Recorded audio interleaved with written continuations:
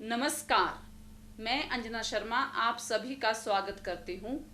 आज हमारे साथ हैं अजय शर्मा, सहायक निदेशक शिक्षा, शिमला, हिमाचल प्रदेश। वे दुनिया के पहले शख्स हैं जिन्होंने 2250 वर्ष पुराने आर्किमिडीज सिद्धांत और 110 वर्ष पुराने न्यूटन के नियमों में संशोधन किया है। इनकी दो पुस्तकें बियॉन्ड न्यूटन एंड आर्किमिडीज और beyond Newton and E=mc² England से प्रकाशित हो चुकी हैं। इनकी दोनों पुस्तकें भारत सरकार के पास विचाराधीन हैं। वे भारत सरकार से अपील कर रहे हैं कि उनके शोध कार्य पर सेमिनार किए जाएं। वे वैज्ञानिकों के प्रश्नों का उत्तर लिखित रूप से देंगे। आइए इस विषय पर इनसे सीधी बात करते हैं। आपसे पहला प्रश्न हमारा है, सर, दुनिया के 7.29 अरब या 7.29 बिलियन लोग 2265 वर्ष पुराने आर्किमिडीज के सिद्धांत, 330 वर्ष पुराने न्यूटन के नियमों और आइंस्टीन के समीकरण E=mc² को सही मानते हैं, फिर भी आपने इनका संशोधन किया है। मैंने न्यूटन, आइंस्टीन और आर्किमिडीज के नियमों को अपडेट किया है, इनका संशोधन या मॉडिफिकेशन किया है। जब हजारों साल पहले ये नियम बने थे तो उसमें एक्सपेरिमेंटल और मैथमेटिकल आधार ना के बराबर था, तब ये नियम सही थे। आज के संदर्भ में नियमों को अपडेट करना या उनमें संशोधन करना लाजमी है। मैं एक बार फिर कहता हूँ कि मैं नियमों को पूरी तरह गलत नहीं कह रहा हूँ, उन्हें आगे बढ़ा रहा हूँ, उन्हें पूर्ण या कंप्लीट कर रहा हूँ। सर, चलिए आपकी बात मान लेते हैं कि आपने अजय समझे जाने वाले न्यूटन, आइंस्टीन और आर्किमिडीज के नियमों को अपडेट किया है, पर क्या वैज्ञानिक जगत आपसे सहमत है? मेरे शोध पत्र या रिसर्च पेपर्स पूरी वैज्ञानिक जांच पड़ताल के बाद मान्यता प्राप्त अमेरिका, यूरोप के जर्नल्स में प्रकाशित हो चुके हैं। मुझे विदेशों से लगभग 90 अंतर्राष्ट्रीय कॉन्फ्रेंसों से इनविटेशन मिल चुके हैं। मेरी रिसर्च कॉन्फ्रेंसों की प्रोसीडिंग में छप चुकी है। इसके अतिरिक्त मेरी दो पुस्तकें बियॉन्ड न्यूटन एंड आर्किमिडीज और beyond Einstein and E=mc² Cambridge, London से प्रकाशित हो चुकी हैं। मैं यहाँ यह कहना उचित समझता हूँ कि कैम्ब्रिज वो जगह है जहाँ से न्यूटन ने अपनी प्रिंसिपिया पुस्तक प्रकाशित की थी और सारी ज़िंदगी कैम्ब्रिज में ही रिसर्च की थी। मैं भारत सरकार से प्रार्थना कर रहा हूँ कि मेरे शोध कार्य पर स्वतंत्र रूप से सेमिनार करवाए जाएं। मैं वैज्ञानिकों के प्रश्नों का उत्तर लिखित रूप से दूंगा ताकि रोज़ रोज़ का ये झगड़ा ही खत्म हो जाए। आप अपने बारे में भी कुछ बताइए। मेरा जन्म हिमाचल के बिलासपुर ज़िले के बरठी गांव में हुआ था। मेरे पिताजी टीचर और कवि थे। उनका मानना था कि रोटी पर पहला हक गरीब का है। मेरी माताजी गृहिणी या हाउस वाइफ थी। मेरी पत्नी अंजना शर्मा रिपन हॉस्पिटल शिमला में डाइटिशियन के पद पे है। मेरी बेटी नोएडा में HCL कंपनी में इंजीनियर है और बेटा अभी पढ़ रहा है। मैंने BSc और MSc दोनों फर्स्ट डिवीजन्स में पास की और अपने कैरियर की शुरुआत DAV कॉलेज चंडीगढ़ से लेक्चर फिजिक्स के रूप में की है। जितनी भी मेरी आज सारी रिसर्च है यह मेरे अपने और मेरे परिवार के पैसे के ऊपर मैंने की है, वही पैसा इसमें खर्च हुआ है।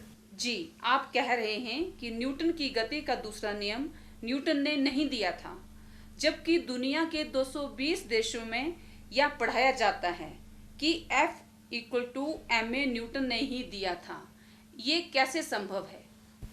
अगर आप मेरी बात से सहमत नहीं तो बताइए कि न्यूटन ने किस लेख, किस पुस्तक और किस लेक्चर में और कब गति का दूसरा नियम F=ma दिया था?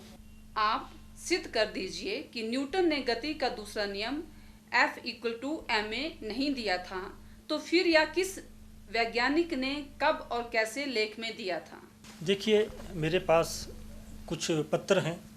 एक न्यूटन की पुस्तक प्रिंसिपिया का है और एक मैथमेटिकल एसोसिएशन ऑफ अमेरिका की वेबसाइट से है, जिसमें दूसरे साइंटिस्ट यूलर का काम उद्धृत कोट किया गया है जी। ये मैं आपको यहाँ पे दिखा रहा हूँ और दर्शकों को भी।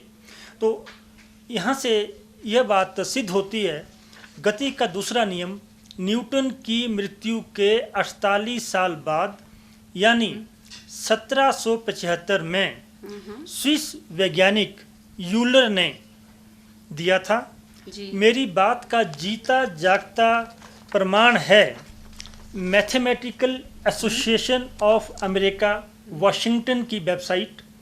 इस वेबसाइट में यूलर के लेख E479 पृष्ठ संख्या 223 पर इक्वेशन F = ma स्पष्ट रूप में दी है। इसी इक्वेशन पर आधारित डेफिनेशन को दुनिया के 220 देशों में न्यूटन के नाम पे पढ़ाया जा रहा है, जो वास्तव में काम किसी और का है। यह ठीक नहीं है। हाँ, न्यूटन ने अपनी पुस्तक प्रिंसिपिया, जो मैं अभी आपको स्क्रीन पे दिखा रहा हूँ, 1687 के एडिशन के पृष्ठ संख्या 19-20 पर गति का दूसरा नियम दिया था, पर इसकी परिभाषा और इसकी डेफिनेशन पूरी तरह अलग है। इस विषय पर मैं अमेरिका टेक्सास में कॉन्फ्रेंस में भी बोल चुका हूँ। इसी विषय पर मेरा शोध पत्र अंतर्राष्ट्रीय कॉन्फ्रेंस में भी प्रकाशित हो चुका है और इसी विषय को एक्सप्लेन करते हुए मैंने 2 पुस्तकें भी लिखी हैं। वाह सर, यह तो आपने बहुत ही पते की बातें बता दी। अब आप थोड़ा सा और कुछ हमें ज्ञान दें। सर, न्यूटन की गति का तीसरा नियम विश्व का सबसे मशहूर नियम है। इसके अनुसार प्रतिक्रिया हमेशा क्रिया के बराबर होती है, या reaction is always equal to action. यह नियम कैसे गलत है? हाँ, इस बात में कोई शक नहीं कि दुनिया का सबसे मशहूर और जाने जाने वाला नियम न्यूटन की गति का तीसरा नियम है। यह डेली लाइफ और फिलॉसफी में भी उतना ही एप्लीकेबल है जितना फिजिक्स में। हाँ, मैं ये कह रहा हूँ कि यह नियम गलत नहीं है, पर यह नियम अधूरा जरूर है। और इस नियम की डेफिनेशन में जो पुनः मैं आपको दिखा रहा हूँ, प्रिंसिपिया के पेज 20 के ऊपर तीसरा नियम, न्यूटन ने कहा है वस्तु या बॉडी। वस्तु लोहे, लकड़ी, रबड़, ऊन, स्पंज की भी हो सकती है। न्यूटन के मुताबिक सभी वस्तुओं पर अगर एक्शन बराबर है तो प्रतिक्रिया रिएक्शन भी बराबर होनी चाहिए, पर ऐसा होता नहीं है। न्यूटन के नियम की सबसे बड़ी खामी यह है कि वस्तु की प्रकृति और संरचना की अनदेखी करता है। लोहे की वस्तु की प्रकृति अलग है और स्पंज या ऊन के वस्तु की प्रकृति अलग है। दोनों को एक ही श्रेणी में नहीं रखा जा सकता, जबकि न्यूटन ने दोनों को एक ही श्रेणी में रखा है। सर, आपके मुताबिक क्रिया और प्रतिक्रिया या एक्शन और रिएक्शन सभी प्रयोगों में बराबर नहीं होते। इसे साधारण प्रयोग में आप कैसे दर्शाएंगे? मान लो हमारे पास जी एक रबड़ हाँ जी और एक कपड़े की गेंद है। अच्छा। और दोनों को हम हाँ। दीवार पर फेंकते हैं जी। इस तरह फेंकते हैं कि उन पर हाँ। क्रिया या एक्शन जी बराबर है। तो लिया। न्यूटन के मुताबिक हाँ जी रिएक्शन भी बराबर होने चाहिए, प्रतिक्रिया भी बराबर होनी चाहिए। हाँ, बिल्कुल। पर ऐसा होता नहीं है। हाँ जी। इसीलिए रबड़ की गेंद तेजी से वापिस आती है और कपड़े की गेंद धीरे धीरे वापिस आती है। अगर एक्शन एंड रिएक्शन दोनों बराबर होते तो दोनों गेंदों को बराबर समय पे बराबर तेजी से वापिस आना चाहिए था। तो इस प्रयोग में न्यूटन का नियम पूरी तरह सही नहीं है। आप न्यूटन के तीसरे नियम की खामी की वजह और अपने संशोधित सिद्धांत के बारे में कुछ बताइए। देखिए, संशोधित सिद्धांत भी न्यूटन के मूल सिद्धांत से ही निकला है। जैसा मैंने पहले कहा, तीसरे नियम की मुख्य खामी यह है कि यह वस्तु की प्रकृति और संरचना की अनदेखी करता है। गति के तीसरे नियम की संशोधित फॉर्म है, क्रिया और प्रतिक्रिया हमेशा बराबर हों ये जरूरी नहीं। जबकि न्यूटन ने कहा था क्रिया और प्रतिक्रिया हमेशा हमेशा बराबर होते हैं। जब हम सिद्धांत को संशोधित करते हैं, माना न्यूटन की गति के तीसरे नियम को, तो इक्वेशन लिखते हैं। उन इक्वेशन में एक अतिरिक्त फैक्टर या घटक आ जाता है। यह घटक वस्तु की प्रकृति और संरचना की व्याख्या करता है। इस तरह संशोधित नियम में न्यूटन के 1687 के नियम को आगे बढ़ाया गया है और इसमें इसे कई और प्रयोगों से, जैसे elastic collisions in one dimensions द्वारा भी समझा जा सकता है। सर, अब विज्ञान की जटिलता से हटकर एक सामान्य प्रश्न पूछते हैं। आपके मन में ये लीक से हटकर विचार कब आने लगे थे? स्कूल में पढ़ाया गया कि अरिस्टोटल के कथन के अनुसार भारी वस्तु तेजी से गिरती है और हल्की वस्तु धीरे धीरे। स्कूल से छुट्टी हुई और मैं छत पर चढ़ गया, अलग अलग वस्तुएं फेंकी और देखा कि वाकई वस्तुएं वैसे ही गिर रही हैं जैसे टीचर्स ने पढ़ाया था। यूँ मानो साइंस में it was love at first sight. 1982 में जब मैं बीएससी सेकेंड ईयर में था तो मैंने खुलेआम कह दिया न्यूटन, आइंस्टीन, आर्किमिडीज के नियमों में संशोधन की आवश्यकता थी। ऐसा कहने का मतलब था कि दुनिया से दुश्मनी मोल लेना। हर स्तर पर विरोध हुआ। मानसिक तनाव के कारण कभी ऐसा लगने लगा कि बीएससी ही नहीं हो पाएगी। अतः इस मुद्दे पर बातचीत बंद की और अपना काम जारी रखा।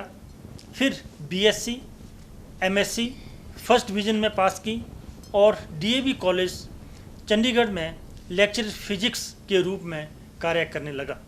इतने विरोध के बावजूद आपने रिसर्च का काम कैसे जारी रखा? रात कितनी काली क्यों ना हो, चलने वालों के लिए तारे की रोशनी ही काफ़ी होती है। वाह, क्या बात है जी। जब मैं एमएससी फिजिक्स कर रहा था तो मैंने पाकिस्तानी नोबेल लॉरेट और international centre for theoretical physics के founder director professor Abdul Salam को लेख भेजे। उनका रिस्पांस बहुत पॉजिटिव था। अच्छा।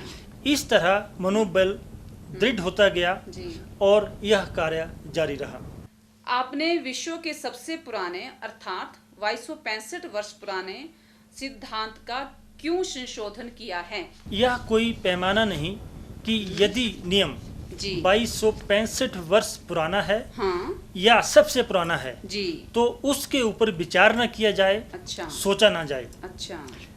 आर्किमिडीज का सिद्धांत व्यावहारिक रूप से वस्तु के आयतन या वॉल्यूम का ही जिक्र करता है। इस सिद्धांत की मुख्य खामी यह है कि वस्तु के आकार या शेप ऑफ बॉडी की अनदेखी करता है। सिद्धांत के अनुसार वस्तु के आकार का कोई महत्व नहीं है। अच्छा जी। रोजमर्रा के प्रयोगों में वस्तु के आकार के प्रभाव को समायोजित करने के लिए सिद्धांत का संशोधन किया गया है। संशोधन से सिद्धांत पूर्ण या परफेक्ट हो जाता है। यहाँ मैं फिर कह रहा हूँ, मैं इस सिद्धांत को गलत नहीं मात्र अधूरा कह रहा हूँ और उसे पूरा या परफेक्ट बना रहा हूँ। आपकी शोध और पुस्तकों में दर्शाया गया है कि आर्किमिडीज का सिद्धांत 1935 वर्ष तक बिना गणित की इक्वेशन के ठीक समझा जाता रहा है। यह कितनी अजीब बात है। बिल्कुल सत्य। आर्किमिडीज ने यह सिद्धांत 250 ईसा पूर्व में दिया था। सन 1687 में न्यूटन ने प्रिंसिपिया नामक पुस्तक प्रकाशित की। इस पुस्तक में गुरुत्वाकर्षण का नियम दिया।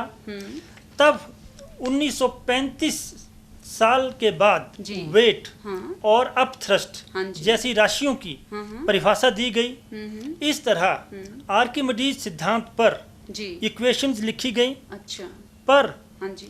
इससे पहले ही सिद्धांत बिना किसी चेकिंग के, बिना समीकरणों के स्थापित हो चुका था। जो समीकरण या इक्वेशंस 328 वर्ष पूर्व लिखे जाने संभव हुए थे, उनको वैज्ञानिकों ने चेक नहीं किया। इसीलिए नए रिजल्ट सामने आ रहे हैं। मेरी शोध में किसी भी सिद्धांत का महत्व उसकी परिभाषा से नहीं, उसके समीकरणों की प्रयोगात्मक चेकिंग से होता है। कई अवस्थाओं में सिद्धांत बिना प्रयोगों के ही सही माना जा रहा है। यह अवैज्ञानिक एवं गलत है। सर, देखा जाए तो विज्ञान इसी का ही नाम है, जो आपने अभी इतनी सुंदर व्याख्या की। तो थोड़ा एक प्रश्न और मेरे दिमाग में आ रहा है कि आप साधारण से प्रयोग द्वारा समझाओ कि गिरने वाली वस्तुओं के संबंध में आर्किमिडीज सिद्धांत की क्या खामी है।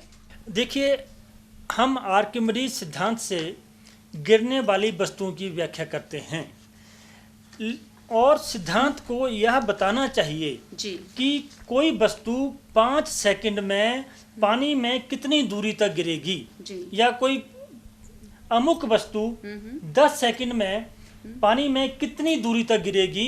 इसकी व्याख्या करने में सिद्धांत पूरी तरह असफल है और इसकी व्याख्या नहीं कर सकता। अच्छा, मान लो हमारे पास 1 किलोग्राम स्टील की छतरी नुमा वस्तु है, जिसका आकार छतरी की तरह है, या एक टेढ़ी मेढ़ी प्लेट है। अच्छा। दूसरी वस्तु स्टील की 1 ग्राम गोलाकार है, जिसका गोली की तरह शेप है। अच्छा। हम दोनों वस्तुओं, छतरी और गोलाकार वस्तु को पानी के ड्रम में गिराते हैं। छतरी नुमा वस्तु धीरे धीरे नीचे गिरती है और गोलाकार वस्तु तेजी से नीचे गिरती है। आर्किमिडीज सिद्धांत के अनुसार छतरी नुमा वस्तु को भी और गोलाकार वस्तु को भी बराबर गति से गिरना चाहिए। जैसा मैंने पहले कहा, आर्किमिडीज का सिद्धांत वस्तु के आकार के बारे में कुछ नहीं कहता और इस प्रयोग में पूरी तरह गलत रिजल्ट देता है। जी, ये तो बहुत ही खूबसूरत व्याख्या की आपने। क्या आर्किमिडीज सिद्धांत के संशोधन के बाद इस प्रयोग की व्याख्या की जा सकती है? बिल्कुल सही कहा आपने। अगर हम सिद्धांत की परिभाषा को थोड़ा बदलते हैं, अच्छा, फिर मेरी पहली ही बात आगे सामने आ रही है कि सिद्धांत को गलत नहीं कहा जा रहा है, अच्छा, अधूरा कहा जा रहा है। उसमें थोड़ी सी बदलाव के बाद एक अतिरिक्त फैक्टर या घटक इक्वेशंस में आ जाता है। अच्छा। और यह घटक या फैक्टर वस्तु के आकार और अन्य घटकों की व्याख्या करता है। इस तरह संशोधित सिद्धांत यह प्रेडिक्शन करता है कि छतरी नुमा वस्तु धीरे धीरे गिरेगी और गोलाकार वस्तु तेजी से गिरेगी। अच्छा। इस तरह संशोधित सिद्धांत प्रयोगों की व्याख्या करने में सक्षम है। जी, बहुत अच्छा। सर, अभी तक तो आपने वस्तु के आकार की बात की। अब आप ये बताएं कि आर्किमिडीज का सिद्धांत तैरने वाली वस्तुओं की व्याख्या कैसे करता है? यहाँ भी एक बहुत ही रुचिकर बात सामने आती है। सिद्धांत के मुताबिक वस्तु तब तैरेगी जब वस्तु का घनत्व या डेंसिटी जी। पानी के घनत्व के बराबर होता है। अच्छा। उदाहरण के तौर पर हम गुब्बारे का एग्जाम्पल देते हैं। जी। गुब्बारा ऊपर चढ़ता है जी। और तैरना शुरू हो जाता है एक पॉइंट के ऊपर। उस समय जी। हवा का घनत्व और गुब्बारे का घनत्व बराबर है। जी। एक सुई हवा में गिर जाती है क्योंकि सुई का घनत्व हवा के घनत्व से ज्यादा होता है। अच्छा। अब दूसरी तरफ आप देखिए, एक सुई तो नीचे गिर जाती है, लेकिन कई अवस्थाओं में स्टील से बने जहाज और हेलीकॉप्टर आकाश में तैरते हैं, वायुमंडल में तैरते हैं। अगर हम आर्किमिडीज सिद्धांत को वहां पे लगाएं तो उनकी डेंसिटी ज्यादा होगी और वो एकदम नीचे गिर जाएंगे। जी। इसका अर्थ ये हुआ कि हमें इन वस्तुओं के मोशन को समझने के लिए कुछ और भी तथ्यों की आवश्यकता है और इसीलिए मैंने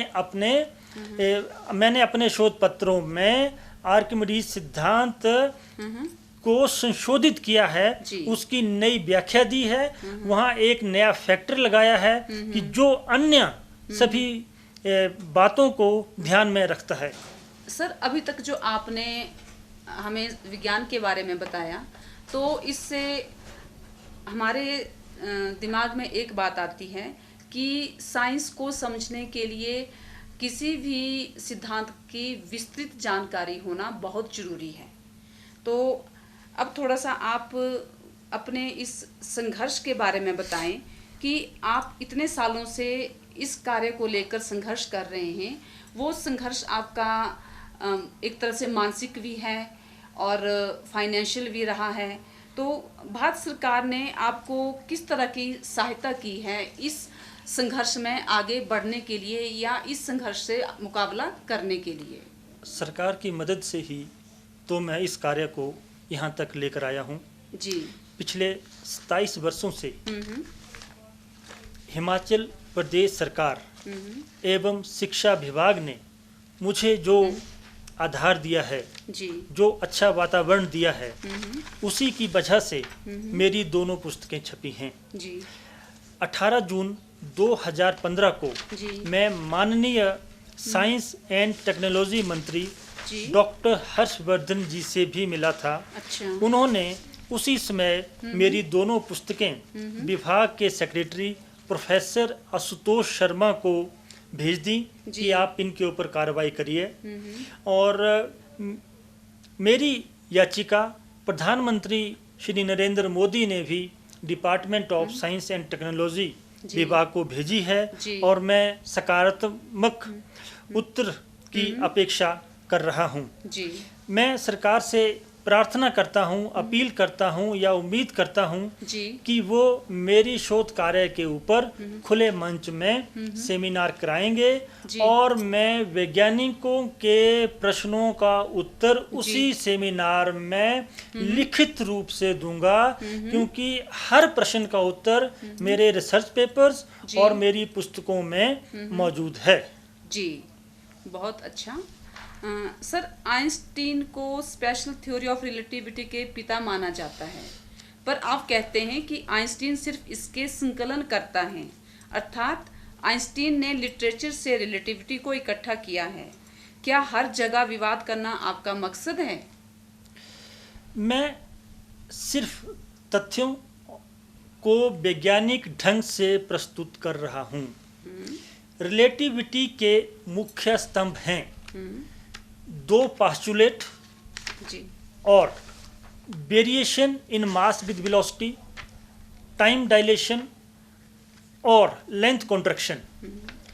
ये सभी चीज़ें लिटरेचर में पहले से मौजूद थी, मौजूद हैं, इसके स्पष्ट प्रमाण हैं। अच्छा। आइंस्टीन ने जून 1905 के पेपर में किताबों से कॉपी करके सभी कंसेप्ट्स को अपने नाम पे छपवा लिया। अच्छा। रेफरेंसेस में Galileo, Thomson, Lorentz, Larmor, Fitzgerald, Poincare जैसे वैज्ञानिकों के नामों का कहीं उल्लेख नहीं है जिन्होंने ये धारणाएं दी हैं। आइंस्टीन का शोध लेख जी जर्मन शोध पत्रिका एनल डर फिजिक जी में छपा था। जी एडिटर ने छापने से पहले इसकी जांच किसी भी वैज्ञानिक से नहीं करवाई। इस बात के प्रूफ लिटरेचर में है। अगर उस समय कोई वैज्ञानिक आइंस्टीन के पेपर की जांच करता तो आइंस्टीन की गलती या चालाकी पकड़ी जाती और यह शोध छपती ही नहीं।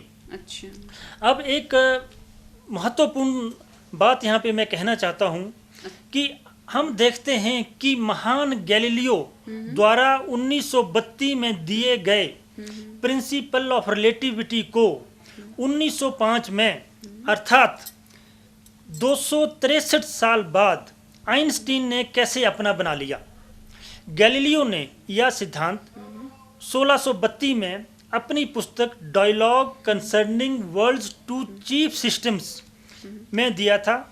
आइंस्टीन ने गैलीलियो के काम को कॉपी करके 1905 में रिलेटिविटी शोध पत्र में फर्स्ट पास्चुलेट के रूप में अपने नाम से छपवाया और गैलीलियो का कहीं नाम तक नहीं है, जबकि लिटरेचर में पूरे साक्ष्य मौजूद हैं। अब एक इंटरेस्टिंग बात है, जहाँ तक न्यूटन का सवाल है, उनकी मृत्यु के लगभग 100 साल बाद वैज्ञानिकों ने यूलर के इक्वेशन F = ma को न्यूटन के नाम कर दिया। जी उसमें न्यूटन की मृत्यु हो चुकी थी, वो बिल्कुल भी इसमें इन्वॉल्व नहीं थे। अच्छा। पर आइंस्टीन ने जानबूझकर जी गैलीलियो सहित अन्य वैज्ञानिकों का काम अपने नाम पर कर लिया। यह सही नहीं है। आइंस्टीन के समीकरण E = mc² पर एटम बम और न्यूक्लियर फिजिक्स आधारित है। आपने इसकी डेरिवेशन में खामियां निकाली हैं। हाँ, आइंस्टीन की 1905 की E = mc² की डेरिवेशन जी कई अवस्थाओं में तर्कहीन है और गलत रिजल्ट देती है। अच्छा। उदाहरण के तौर पर एक प्रेडिक्शन यह भी है जी कि अगर हम दिवाली के दिन मोमबत्ती को जलाते हैं जी तो वो होली तक जलती जाएगी और उसका भार भी बढ़ता जाएगा। अच्छा। ऐसा रिजल्ट भी आइंस्टीन की E = mc² की डेरिवेशन से निकलता है। आपने इसकी व्याख्या कैसे की है? आइंस्टीन की 1905 की E = mc² की डेरिवेशन तर्कहीन और गलत रिजल्ट भी देती है। उदाहरण के तौर पर अगर हम दिवाली के दिन जी मोमबत्ती को जलाते हैं अच्छा। तो वह होली तक जलती जाएगी अच्छा। और इसका भार भी बढ़ता जाएगा। यह पूरी तरह गलत रिजल्ट है। जी, ये तो थोड़ी अटपटी सी बात लग रही है, तो इसे आप और थोड़ा समझाएंगे हमें? आइंस्टीन ने इक्वेशन E = mc² को विशेष अवस्थाओं में ही जी डिराइव किया है। आइंस्टीन ने जी वेरिएबल्स के पैरामीटर्स के विशेष मान या वैल्यूज ही ली हैं। जी इस तरह E = mc² रिजल्ट निकाला है, जिसके अनुसार जब मोमबत्ती जलती है तो उसका भार कम होना चाहिए। अच्छा। यह सही रिजल्ट है। जी। लेकिन हाँ आइंस्टीन ने हाँ जी डेरिवेशन में 1 अरब या 1 बिलियन वैल्यूज को नकारा है। अगर हम आइंस्टीन द्वारा ली गई वैल्यूज को थोड़ा बदलें जो तर्क संगत भी है जी तो गलत रिजल्ट निकलते हैं। जी उदाहरण के लिए हाँ जब मोमबत्ती जलती है तो उसका भार बढ़ना चाहिए। अच्छा। यह सरासर गलत है। इस डेरिवेशन की एक और खामी है। आइंस्टीन ने पहले प्रकाश ऊर्जा के लिए इक्वेशन डिराइव की, जी फिर माना कि जो इक्वेशन जी प्रकाश ऊर्जा के लिए सही है हाँ जी वह ध्वनि ऊर्जा, ऊष्मा ऊर्जा, केमिकल ऊर्जा सभी ऊर्जाओं के लिए सही है। या तर्कहीन रिजल्ट है।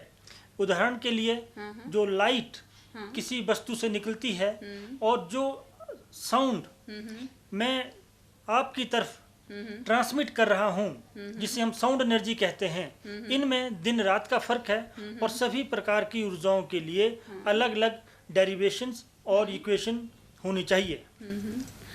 सर मुझे इसमें थोड़ा सा जटिलता नज़र आ रही है, तो आप इसको थोड़ी व्याख्या और करेंगे?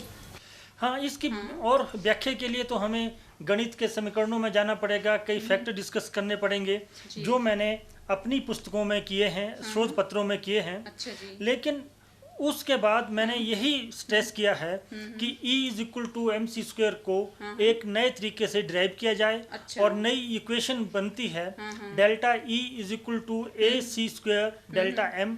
यहाँ पर एक कोफिशिएंट ऑफ प्रोपोर्शनलिटी है। फिजिक्स में असंख्य कोफिशिएंट ऑफ प्रोपोर्शनलिटीज हैं और नया समीकरण एक व्यापक समीकरण है और आइंस्टीन का समीकरण उसकी एक विशेष अवस्था है।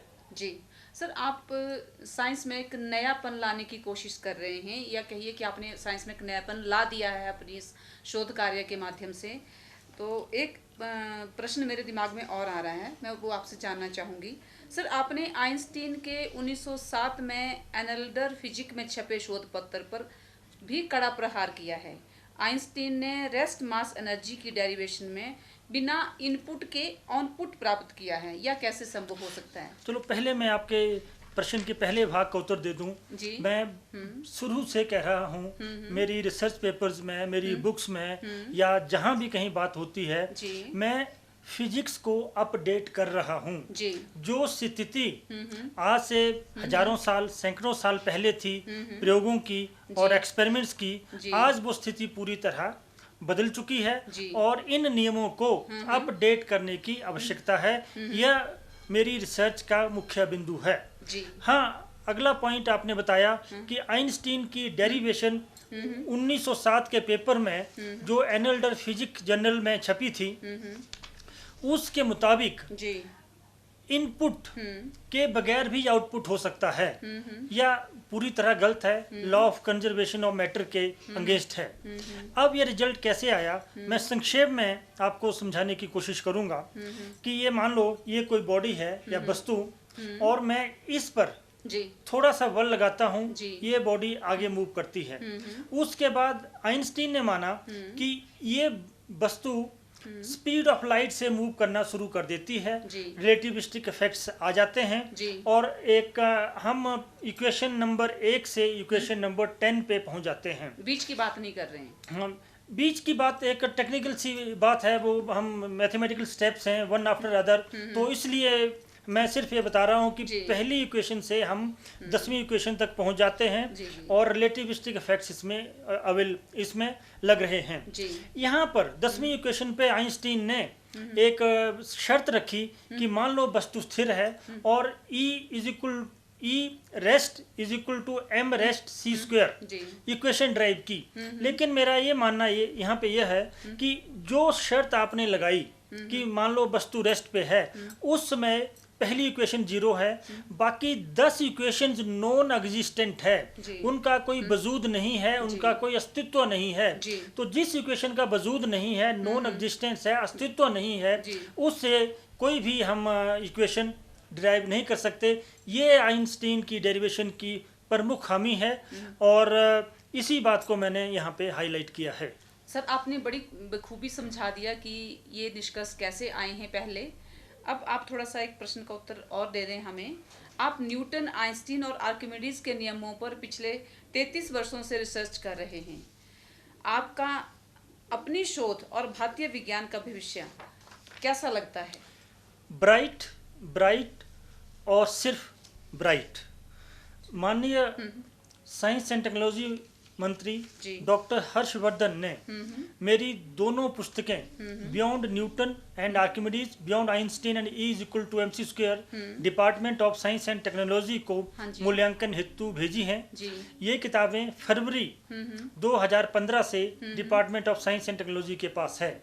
उसके पास माननीय प्रधानमंत्री श्री नरेंद्र मोदी जी ने भी मेरी याचिकाएं department of science and technology को भेजी हैं कि इनके ऊपर आप विचार करो।